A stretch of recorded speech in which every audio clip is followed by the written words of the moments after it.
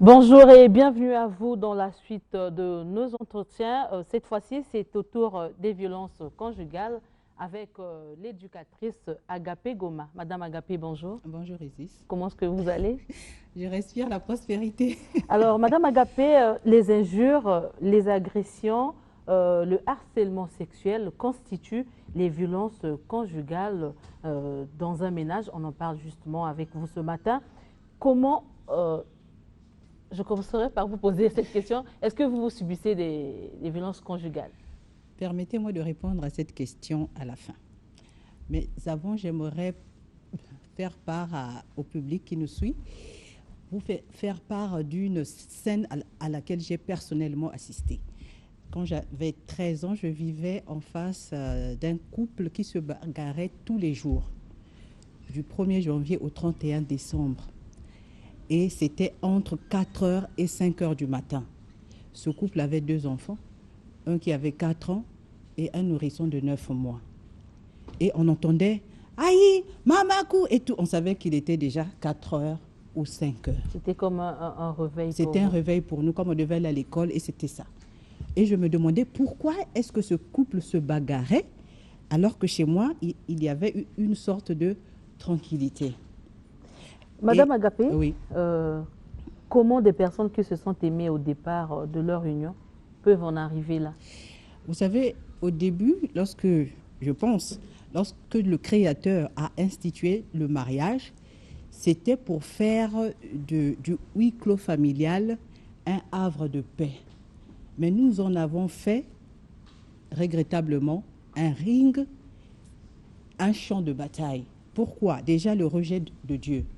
Lorsque vous rejetez l'existence de Dieu, vous ne le craignez pas, vous ne le respectez pas, vous ne vous respectez pas et vous ne pouvez pas respecter l'autre. Il est aussi dit, aime Dieu, aime ton prochain comme toi-même. Si tu n'aimes pas Dieu, tu ne t'aimes pas, tu ne peux pas aimer ton prochain. Le philosophe a dit, connais-toi toi-même. Si tu ne te connais pas, tu ne connais pas Dieu, tu ne te connais pas, tu ne peux pas prétendre ou vouloir connaître l'autre. Ça, c'est le premier point. Le deuxième point, il y a la profession de foi. Quand vous vous mettez ensemble, ça c'est mon avis, lorsque vous avez la foi divergente, il y aura un problème parce que l'un dira « Non, chez moi, voilà comment on se comporte ». Et un monsieur est venu vers moi pour me dire « En matière de relations sexuelles, ma femme, par exemple, refuse d'adopter telle position parce qu'elle me dit que chez elle, c'est interdit, c'est animal de faire ça ». Ça aussi, c'est un point. Il y a le choix du conjoint. Lorsque vous voulez vous marier, au lieu de jouer à touche pipi, de faire les gousi-gousi, les guili-guili, cherchez à savoir le background de ce monsieur ou de cette femme. Elle sort d'où? Est-ce qu'elle a grandi dans un milieu où il y a eu des violences conjugales? Et là, vous pourrez voir si vous pouvez continuer la relation ou pas.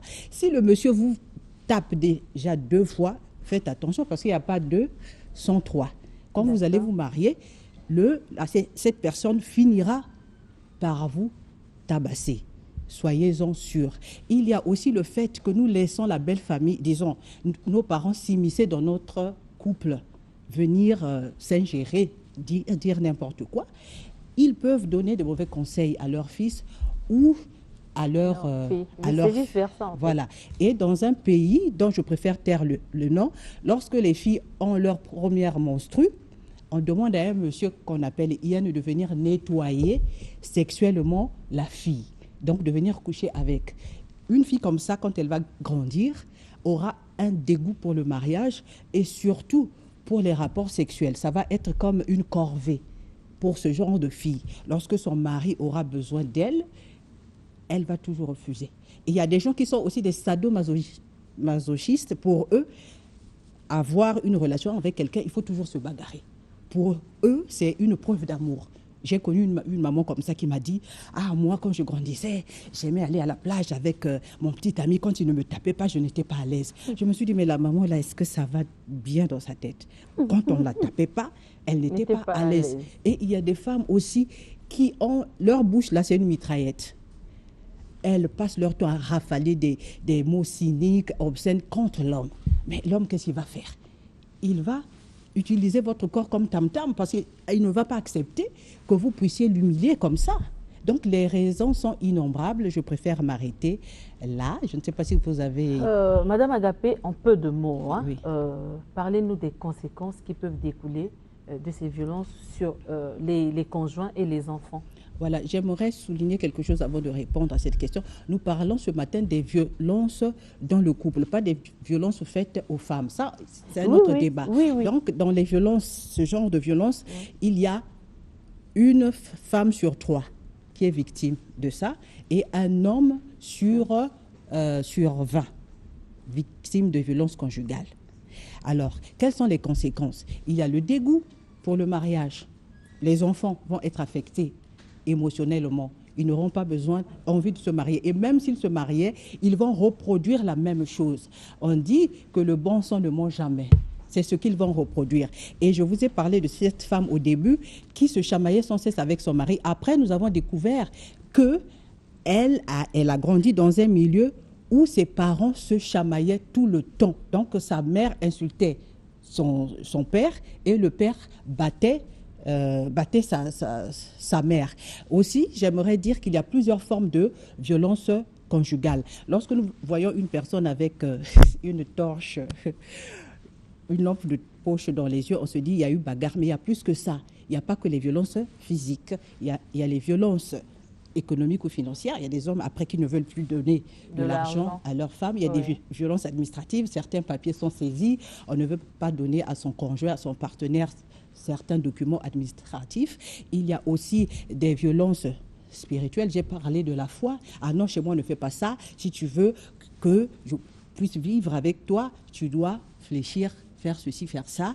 Il y a aussi des violences sexuelles. Il y a ce qu'on appelle le viol conjugal. On ne parle pas de ça. Il y a aussi le viol conjugal. Je connais une femme qui est venue me voir pour me dire « Mon mari, c'est un soulard. Quand il finit de boire, il vomit. Arrivé à la maison, il m'appelle. Il ne se lave même pas. Il me dit « Pauline, viens, couche-toi. » Écoutez, c'est la fille de quelqu'un. Sans préliminaire. Rien, il ne sait pas aussi laver. Il est tout sale et il veut de la femme. Ce n'est pas normal. Et quand la femme ne cède pas, c'est la bagarre. Voilà, c'est la bagarre. Donc, il y a plusieurs formes de violence. Aussi, il y a des violences psychologiques. Ah, toi, regarde, tu ressembles à une patate. Mais avant, j'étais bien svelte, j'étais jolie. J'ai commencé à avoir des enfants, j'ai grossi, et je deviens une patate. Ça, c'est des insultes comme ça qui font partie des violences conjugales. Il n'y a pas que les violences physiques. Le bon sang ne ment jamais, vous l'avez dit, Madame Agapé, en tant qu'éducatrice et femme au foyer. Quelles sont les pistes de solutions que vous proposez aux téléspectateurs? Et ça sera votre mot de fin. D'accord. Faites d'abord le contraire de ce que j'ai dit. J'ai avancé des raisons, j'ai parlé de la foi. Essayez de voir, cette personne voilà sa foi. Est-ce qu'avec la mienne, ça peut aller? Donc, il faut faire un bon choix. Il faut également développer certaines intelligences. L'intelligence émotionnelle, l'intelligence interpersonnelle, l'intelligence intrapersonnelle, l'intelligence sexuelle aussi. Il faut développer ce genre d'intelligence, savoir telle personne, je veux vivre avec elle, voilà son tempérament, voilà son comportement, moi, voilà le mien. Est-ce que ça peut aller demain? Il faut préparer son mariage. Qui veut aller loin? Ménage sa monture. Il ne faut pas être surpris dans le foyer. Commencez par lire des bouquins qui parlent du mariage, qui parlent aussi des conflits, des disputes que vous pouvez avoir et comment les régler. C'est vrai que la théorie est très loin de la pratique, mais au moins ayez la théorie. Avec mon mari, voilà, je vais répondre à votre question. C'est ce que j'ai fait. Je me suis préparée. Et lui et moi, avant de nous marier, qu'est-ce qu'on a décidé de faire? Si on a des différends, nous n'allons pas, devant les enfants, exprimer notre mécontentement. Qu'est-ce qu'on fait? On attend que les enfants dorment ou on sort. Moi, j'ai eu le privilège de grandir dans un foyer où je n'ai jamais vu mes parents se disputer ou se bagarrer. Donc, pour moi, c'était des modèles. Et j'avais pris la résolution de vivre comme ça dans mon foyer demain. Et c'est ce que j'expérimente aujourd'hui. Mon mari, je peux le dire, c'est l'homme le plus heureux. je n'aime pas les disputes. Les apparences sont trompeuses. Quand on me voit dire, la femme, non, non, je n'aime pas les disputes. Et quand il veut monter, moi, je me rabaisse. Parce que si l'homme monte et vous montez, ça va dégénérer. Donc voilà, c'est vrai qu'on parle des violences conjugales. Moi, je ne souffre pas de ça et je voudrais que les autres vivent un foyer heureux comme moi. Madame Agapé, pourquoi les violences conjugales de la femme envers l'homme ne sont pas tellement critiquées que celles de l'homme envers la femme? Parce que je pense que l'homme a honte. Il y a des pressions familiales, des pressions sociales qui disent à l'homme, tu ne peux pas dire ça, ça va être une honte. On va dire que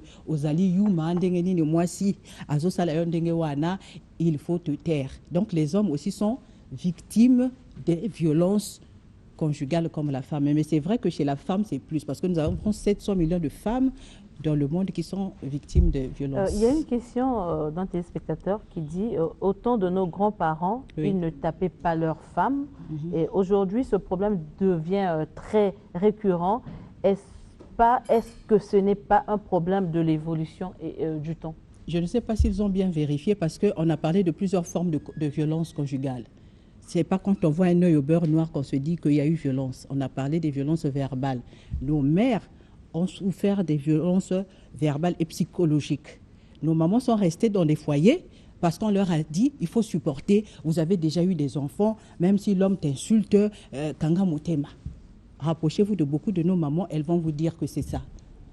Au nom de leurs enfants, elles sont restées dans ces foyers-là où elles pouvaient peut-être sortir. Mais à cause des enfants, elles sont restées. D'accord. Certainement un dernier conseil? Oui, donc un dernier conseil, s'il vous plaît. Préparez votre mariage et sachez que celui que vous allez épouser, ce n'est pas lui qui va vous rendre heureux, mais c'est Dieu qui va vous rendre heureux s'il est dans votre mariage. Pour me contacter, je peux donner mes coordonnées. Oui, allez-y, Madame Agapé. Vous pouvez m'appeler au plus 242 06 451 24 88. J'ai une page Facebook, Agapé Ngoma, et une chaîne YouTube que vous pouvez visiter, Agapé Ngoma. Mon numéro de téléphone, encore une fois, plus 242 06 451 24 88. Merci bien, Madame Agapé, d'être passée sur ce plateau pour nous éclaircir sur ce sujet. Je vous en prie. Voilà, c'était entretien avec l'éducatrice Agapé Ngoma. Avec elle, nous avons parlé des violences conjugales. Tout de suite, Ariam avec Ed Cheverdias.